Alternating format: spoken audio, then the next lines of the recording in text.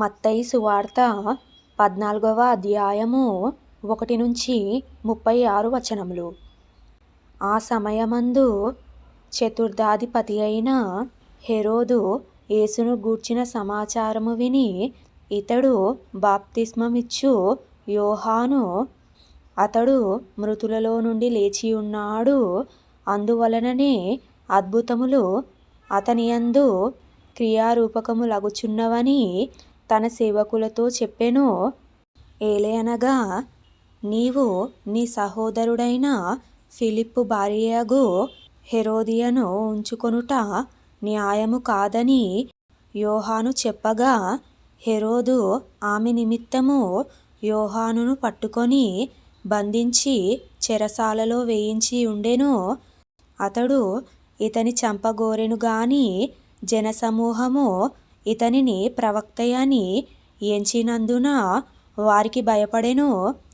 అయితే హెరోదు జన్మదినోత్సవము వచ్చినప్పుడు హెరోదియ కుమార్తె వారి మధ్య నాట్యమాడి హెరోదును సంతోషపరచెను.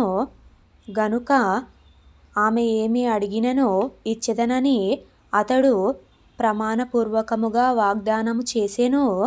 అప్పుడామె తన తల్లి చేత ప్రేరేపింపబడినదై, బాప్తిస్మమిచ్చు యోహాను తలను ఇక్కడ పళ్ళెములో పెట్టి నాకప్పగించుమని అడిగెను.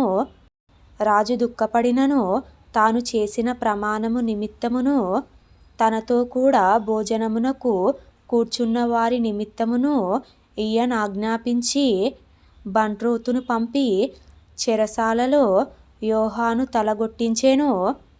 వాడతని తల పళ్ళెములో పెట్టి తెచ్చి ఆ చిన్నదానికిచ్చెను. ఆమె తన తల్లి యొద్దకు దాన్ని తీసుకొని వచ్చెను. అంతటా యోహాను శిష్యులు వచ్చి శవమును ఎత్తుకొని పోయి పాతిపెట్టి యేసునొద్దకు వచ్చి తెలియజేసిరి. యేసు ఆ సంగతి విని దోణి ఎక్కి అక్కడ నుండి అరణ్య ప్రదేశమునకు ఏకాంతముగా వెళ్ళెను. జనసమూహములు ఆ సంగతి విని పట్టణముల నుండి కాలినడకను ఆయన వెంట వెళ్ళిరి. ఆయన వచ్చి ఆ గొప్ప సమూహమును చూచి వారి మీద కనికరపడి వారిలో రోగులైన వారిని స్వస్థపరచెను. సాయంకాలం అయినప్పుడు శిష్యులు ఆయన యొద్దకు వచ్చి, ఇది అరణ్య ప్రదేశము, ఇప్పటికే ప్రొద్దుపోయెను. ఈ జనులు గ్రామములలోనికి వెళ్ళి భోజన పదార్థములు కొనుక్కొనుటకై వారిని పంపివేయుమని చెప్పిరి.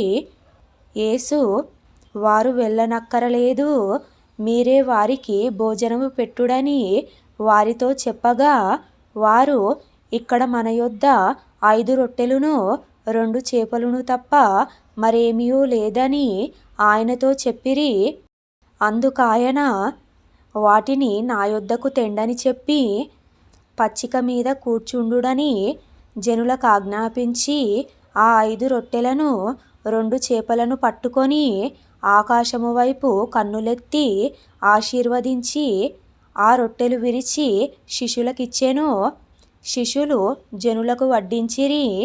వారందరూ తిని తృప్తి పొందిన తర్వాత మిగిలిన ముక్కలు 12 గంపల నిండా ఎత్తిరి. స్త్రీలును పిల్లలును గాక తినినవారు ఇంచుమించు 5,000 మంది పురుషులు. వెంటనే ఆ జనసమూహములను తాను పంపివేయునంతలో తన శిష్యులు దోణి ఎక్కి తనకంటే ముందుగా అద్దరికి వెళ్ళవలెనని ఆయన వారిని బలవంతము చేసెను. ఆయన ఆ జనసమూహములను పంపివేసి ప్రార్థన చేయుటకు ఏకాంతముగా కొండ ఎక్కిపోయి సాయంకాలం అయినప్పుడు ఒంటరిగా ఉండెను. అప్పటికా దోణి దరికి దూరముగా నుండగా గాలి ఎదురైనందున అలల వలన కొట్టబడుచుండెను.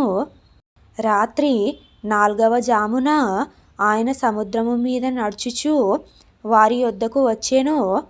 ఆయన సముద్రము మీద నడుచుట శిష్యులు చూచి తొందరపడి భూతమని చెప్పుకొని భయము చేత కేకలు వేసిరి. వెంటనే యేసు ధైర్యము తెచ్చుకొనుడి, నేనే, భయపడకుడని వారితో చెప్పగా, పేతురు, ప్రభువా, నీవే అయితే నీళ్ల మీద నడిచి నీ యొద్దకు వచ్చుటకు నాకు సెలవిమ్మని ఆయనతో అనెను. ఆయన రమ్మనగానే పేతురు దోణి దిగి యేసునొద్దకు వెళ్ళుటకు నీళ్ల మీద నడిచెను గాని గాలిని చూచి భయపడి మునిగిపోసాగి, ప్రభువా, నన్ను రక్షించుమని కేకలు వేసెను.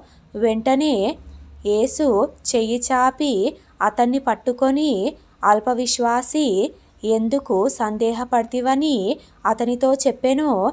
వారు దోణి ఎక్కినప్పుడు గాలి అణిగెను. అంతటా దోణిలోనున్నవారు వచ్చి, నీవు నిజముగా దేవుని కుమారుడవని చెప్పి ఆయనకు మ్రొక్కిరి. వారద్దరికి వెళ్ళి గెన్నెసరేతు దేశమునకు వచ్చిరి. అక్కడి జనులు ఆయనను గుర్తుపట్టి చుట్టుపట్లనున్న ఆ ప్రదేశమంతటికి వర్తమానము పంపి రోగులనందరినీ ఆయన యొద్దకు తెప్పించి, వీరిని నీ వస్త్రపు చెంగు మాత్రము ముట్టనిమ్మని ఆయనను వేడుకొనిరి. ముట్టిన వారందరూ స్వస్థత నొందిరి.